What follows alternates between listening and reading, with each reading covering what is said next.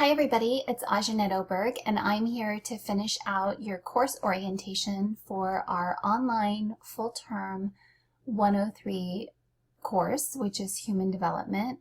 When we last left off, I showed you how to submit an assignment and you can recognize the assignment icon. You would click on the link. You're going to already have opened the document, completed the document, saved it. You're going to click Write Submission. Copy and paste from the body of the document, browse my computer and upload the saved document, and then you're going to hit submit, and that'll be in my inbox waiting for me to grade, which I'll usually fall behind about one module or so. Sometimes two, I'll be lagging behind. So you complete a module, I launch the next module, and then I'll go back and grade the previous module. So the next thing that I'm going to teach you to do is a blog. So you have two introductory activities that are both blogs. They're two of my favorite activities because it's really a chance to get to know each other, establish some relationships, recognize that you're not in class with a computer, but actually human beings behind the computer. One of my favorite activities is the avatar blog, where it's 2 steps. The first step, you actually need to watch the video and learn how to go into Blackboard and create an avatar. And so essentially what you're doing is you're uploading a picture that corresponds to your name. So everything you do in Blackboard will come not just with your name, but your picture. So it gives it a personal touch so we can remember that we are talking to human beings when we post comments or blog entries or assignments or things of that nature. So that's your first step. Then you're going to create a blog, and notice this icon. It's a little bit different than the others we've seen before, and this represents that we're talking to one another. This is a course blog, so everything you post in the blog is available to your fellow classmates. So you need to click on the link to go into the blog. Notice again there's the instructions there that tell you the objective, the points possible. Read the instructions first. Then, just like the discussion forum, you need to create blog entry. For the title of your blog, always make that your name. That's really important because when your blog posts, it's going to post based on this title, and I need the title to be your name so I can quickly identify your blog in case there's any questions or concerns.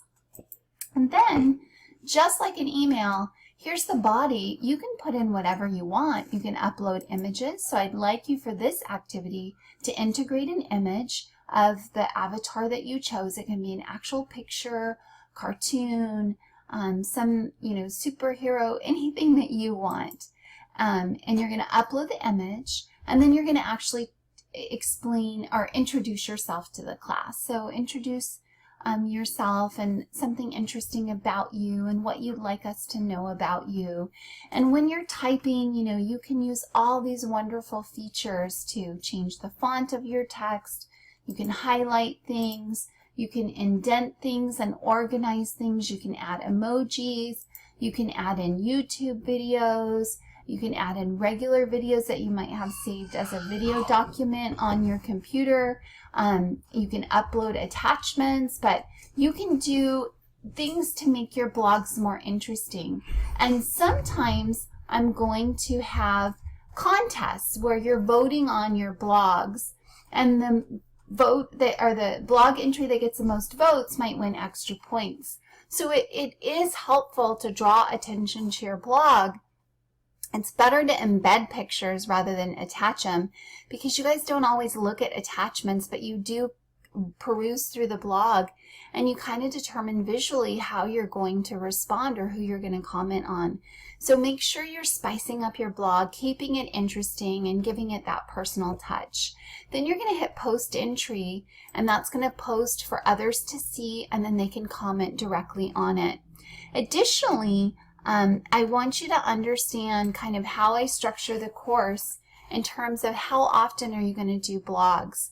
Beyond your syllabus quiz and your avatar blog, you have a workspace blog, one of my favorite activities. Follow the same procedure, but in this case, you're actually going to take a picture of your workspace because we're not in a classroom. So I want to know what your classroom is. And so here, you actually get to see my pictures from my office. It was my library. It's actually in my Riverside home, and I'm not there anymore because I'm in the process of separating and divorcing, which is a really good thing. Don't feel sorry for me. But I really do miss my library. He's likely going to keep this house, or we're going to sell it, but I'm going to miss my library most of everything in that relationship. So anyway, that's a workspace blog. Have fun with those things. Have fun getting to know each other. In a regular module, you're always going to start out with a list of due dates, and then you're going to have the chapters in the folders. So in the first module, you only have the one chapter, and then within the, again, notice it's a folder, and notice that it goes into hyperlinks. See that? My cursor turns into a hand. So whenever that happens, click on the link, go into the folder, because there's content in there. Every chapter has a folder. Once you go into that chapter folder, you're going to see the same thing every time. It'll start with the PowerPoint. There'll be lecture videos on that PowerPoint, just like we're lecturing in class. There's a text assignment. These are chapter assignments. Every chapter has one. These are questions that I've developed based on your reading, what I think you need to know, and the questions I want you to be able to answer, or the terms I want you to be able to define when you're done reading that chapter. So these are guides to help direct your reading. They're also study guides for your exams. I build the exam directly off these text assignments, or I build the text assignment directly off the exam.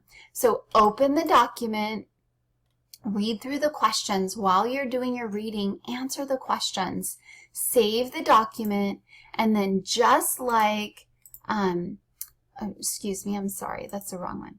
Just like we talked about with the other syllabus quiz, here's the icon that you're going to recognize as an assignment submission. So when you're done with a text assignment, you've added your answers in red, you've saved it onto your hard drive or thumb drive, you're going to click on the assignment title, you're going to go to write submission, you're going to click on that, you're going to copy and paste the contents in here, you're going to browse my computer, and you're going to upload the attachment. Same process every time. And then beyond the text assignment, you're going to do the learning activity. A learning activity, notice it's a blog. I give you all the instructions you need, so make sure you read the instructions because every learning activity is different. It's a critical thinking, dive deeper into a component, concept, theory that relates to the chapter, and I want you to understand it in a meaningful way. For chapter 1, you're looking at Bronfenbrenner's bioecological theory. It's the only time we talk about this theory, and this is such a foundational theory because it's a systems approach. So what I do is I give you, sometimes not always, but I give you a supplemental like video or lecture or PowerPoint or something that helps you understand the concept further to better prepare you to do the learning activity. In this case, I do not like the way your textbook addresses Bronfenbrenner at all. I feel like there is a lot of confusion between exosystem and macrosystem, and the examples that are provided are just not clear. I actually think you're better off going on the internet and doing a general internet search on Bronfenbrenner in order to get a better feel for his theory. So I try to give you a narrated lecture. Keep in mind, this PowerPoint has narration. So in order to hear it, you have to launch it.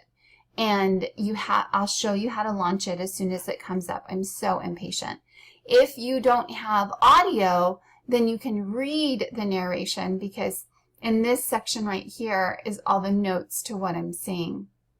But launch it through the projector slide right here. Overall, I think your And then textbook does a really good job about you'll hear my narration. No voice, just narrate. No picture, just narration. So you only have, one part of me to contend with. Anyway, so I'm going to close that out.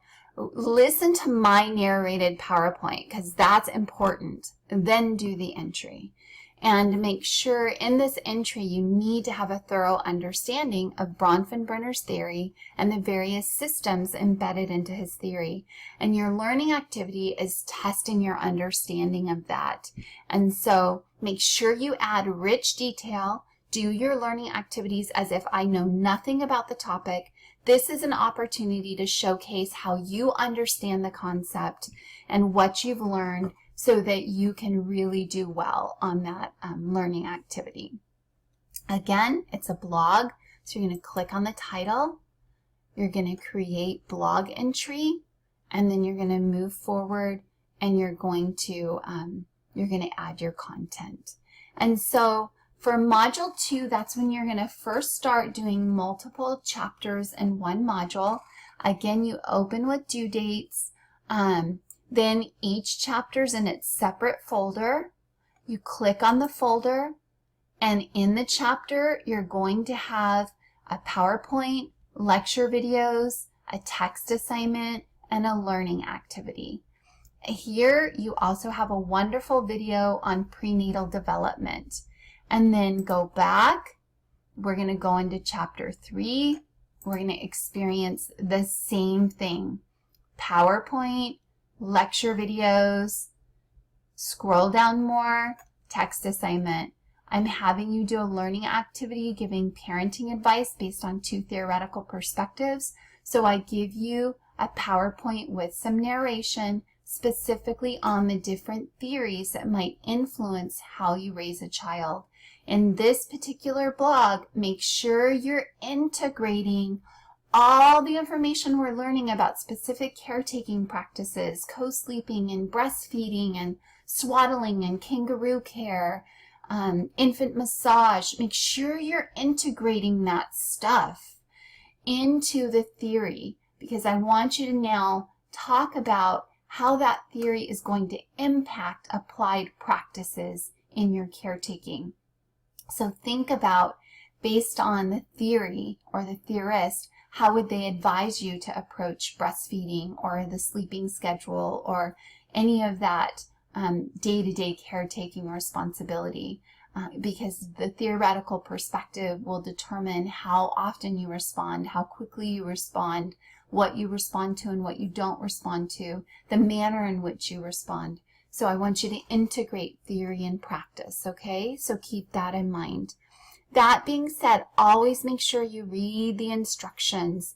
Answer every component of the blog. There are rubrics available in the grading area, so you can view the rubrics to understand how you'll get points awarded or deducted for those entries. Comments are often part. I want you to be interacting with your classmates. So finally, the last thing is an exam. And so an exam also has a special icon. It also has a hyperlink. I give you the instructions. Every exam's a little different. They're all through Blackboard. They might have essays. They might be multiple choice. It tells you how many questions, how many points the questions are worth.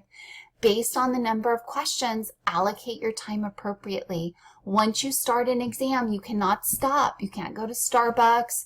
You can't surf the internet. Blackboard is very picky. It wants you to have a stable internet, so Wi-Fi might be problematic. Be prepared for technical challenges. Use Firefox or Chrome. Try not to have other browsers open. Blackboard gets really jealous. It only wants you to focus on it. And once you start, you have to stop. Also, you need to input a password. You're going to click on it. My passwords are the same. Intentionally tell it begin, capital EXAM space 1. And then you're going to hit submit, and it'll now introduce you to the exam. Also, keep in mind that this particular exam is exam 1. Next password's going to be exam 2. Next password's exam 3. It is case specific. So make sure that you are entering your password properly and know that it's here. I give you all the other information that you need to succeed in the class. And then additionally, there's supplemental assignments that we covered in the syllabus review. So do those if you need extra credit. I hope you enjoy the class. Reach out if you have any questions.